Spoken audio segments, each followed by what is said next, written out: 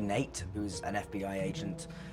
Nate's character is based on a lot of the experiences of Michael German, who is a real-life FBI agent. The story was sort of developed from conversations about my activities and trying to create a story that captured a lot of the realistic elements of what it's like to be undercover, and particularly what it's like to be undercover in a far-right extremist element. I spoke to Mike and was able to, sort of pick his brains about things and really just sit there sort of in awe of the situations that he has been in and got himself out of.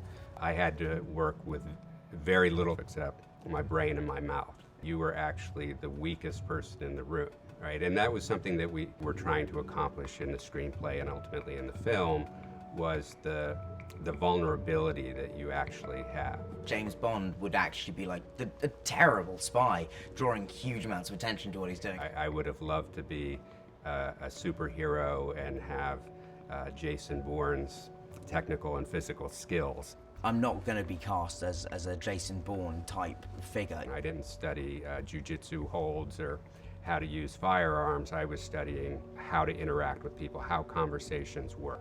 Mike basically had his wits and his ability to judge people and read situations and, have a certain amount of charm. You have to learn how to ask questions without actually asking a question.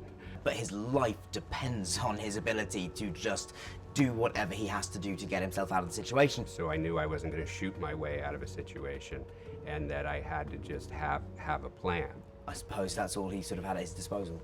My first undercover assignment when I was at the FBI, one of the things I asked for was, let me sit down with an expert on white supremacist movement to give me some background, and they kind of shrugged their shoulders and said, well, maybe if you survive this, you'll be the expert.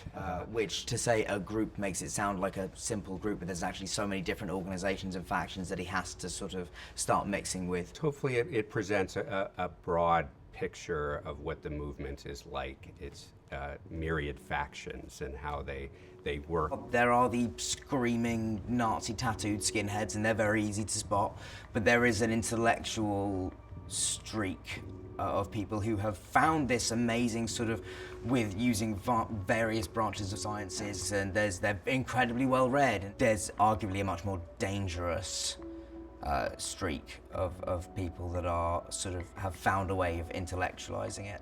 If you look at the most scientifically rigorous studies, they all show that the level of violence coming out of the white supremacist movement is often 3 to 5 times higher in an average year than coming from any other group in the United States. That's one of the things this film does as well, is remind us that the enemy is often within.